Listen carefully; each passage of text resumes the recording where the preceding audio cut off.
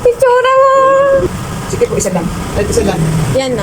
Sige po, dito sa tuhod para hindi siya maano. Teka, ito. Dito din kaki po. Ilang day, di ba? 4.8 po. Hindi ka bebe.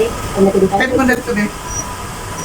Ilan? 4.8? Four- Ito sa kilikili? Ay, 4 point. Opo, 7.8. 4.8 ha?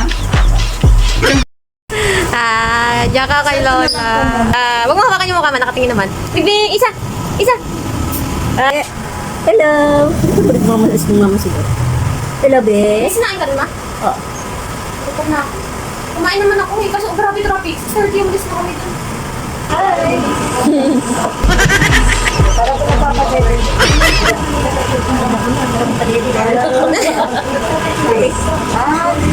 Bago ko Okay. Yan, wag mo muna siyang itatay hayak ma. Hindi masarap. Tutulog mo na. Yan daw sabi mo ma. Bumalik ka. Relax. Hello. Hindi ka na magkalamus. Sana yung sarap.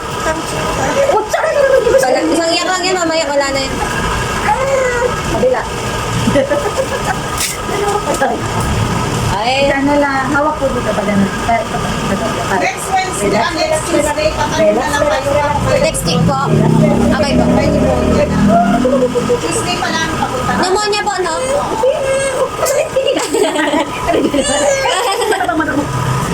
Hintay mo na siya sa 5 and 1. Okay po, Dok. Tapos na. Yay! Wala na.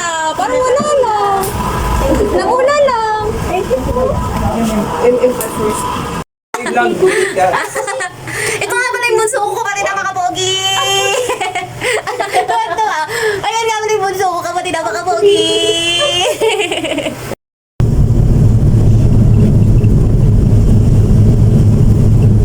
Of course, I gonna use this tiny buds after shot. Tingnan, turok ni Bebe. Hindi niya masyado magalaw yung legs niya kasi syempre medyo may kirot pa mga mima. Pero, kapag in-applyan niyo to mga mima ko ng aftershot, grabe yung pakiramdam ni baby. As in, kasi meron siyang cooling effect. Kaya i-try niyo na to mga mima. After applying this aftershot for our baby, look at this. Look at this. Simangot pero kalmado.